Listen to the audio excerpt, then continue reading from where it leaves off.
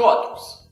Des taux d'intérêt devenus parfois négatifs, une crise européenne de la dette toujours pas résolue, une économie qui retourne en récession et une politique monétaire où l'exceptionnel devient la règle. L'année 2012 nous aura vu nous habituer à l'extraordinaire au milieu d'une crise économique et financière toujours en route. Dans ce premier volet de notre bilan 2012 et perspective 2013, nous revenons sur la conjoncture et les taux d'intérêt en Europe, pour nous concentrer sur ce qui fera, et nous l'affirmons, que les taux d'intérêt ne remonteront pas l'année prochaine. Mais d'abord, bref retour sur l'année écoulée.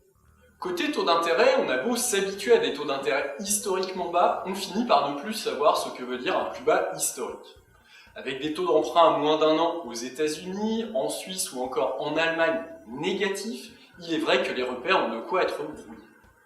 En zone euro, les taux d'intérêt de court terme, Euribor, Eonia et autres dérivés, ont connu une forte baisse, redevenant inférieurs au principal taux de la Banque Centrale Européenne. L'Euribor 3 mois terminera ainsi l'année en dessous de 0,2%, tandis qu'il avait commencé à plus de 1,35% et dépassait, rappelons-le, les 5% en 2008. Les taux d'intérêt de long terme ont, eux, tout simplement touché des niveaux jamais atteints depuis plus de 50 ans.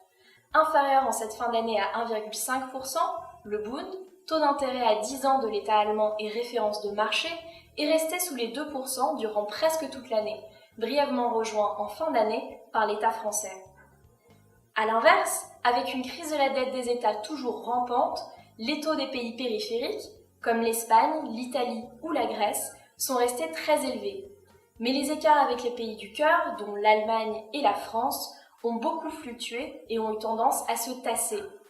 Conséquence des différents plans d'aide et surtout de l'annonce par la BCE en septembre de la possibilité pour elle d'acheter des titres publics en masse. Mais comme depuis le début de la crise, quand vient à parler perspective, il s'agit de se tourner vers la conjoncture et la politique monétaire que la BCE décidera de suivre.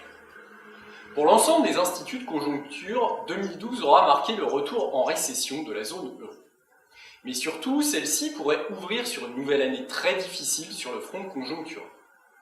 En 2013, le chômage atteindrait de l'ordre de 11,5% de la population active, et plus généralement, la sous-utilisation des capacités de production entraînerait une croissance nulle, voire négative, amenant l'inflation autour d'1,5%. Au-delà de 2013, on ne peut guère être plus optimiste concernant les perspectives. Les impacts de la crise et les difficultés structurelles auxquelles l'économie européenne fait face ont réduit sa capacité à croître. La croissance de long terme étant estimée autour de 1,5%. Dans cette situation, et avec des gouvernements qui peinent à s'accorder pour résoudre la crise de la dette, mais aussi pour repenser notre modèle de croissance, c'est donc dans une économie à la croissance atone et non inflationniste que nous devons nous préparer à vivre dans les trimestres, voire les années à venir.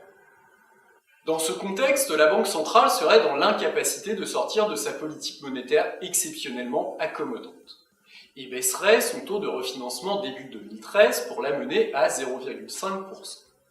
Mécaniquement, les taux courts baisseraient encore davantage avec un Euribor 3 mois qui évoluerait entre 0 et 0,4% durant l'année, tandis que l'Eonia pourrait passer, lui, en territoire négatif. Avec une telle orientation de la politique monétaire, des perspectives économiques peu encourageantes, mais aussi une tendance à la renationalisation de l'épargne, les taux d'intérêt de long terme n'augmenteraient pas non plus, laissant le Bund allemand autour de 1,5% et l'OAT française autour de 2%. Toute l'équipe de l'actualité des marchés Finance Active, la Gazette des communes, se joint à nous pour vous souhaiter de très bonnes fêtes de fin d'année. À l'année prochaine.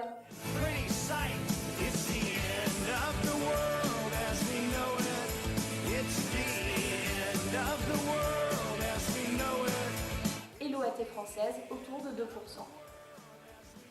Sur ces bonnes paroles, il nous reste à vous souhaiter de très bonnes fêtes de fin d'année. Merde. Cet endroit-là. Il nous reste, au nom de toute l'équipe de l'actualité des marchés Finance Active. Allez. Il nous reste, au nom de toute l'équipe de l'actualité bon, allez.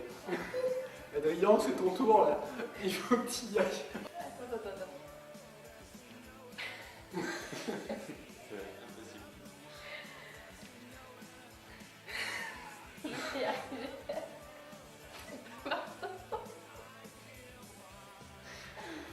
Tu veux que je te raconte un truc triste? J'espère que ça tourne, parce que là c'est le fou rire de fin d'année.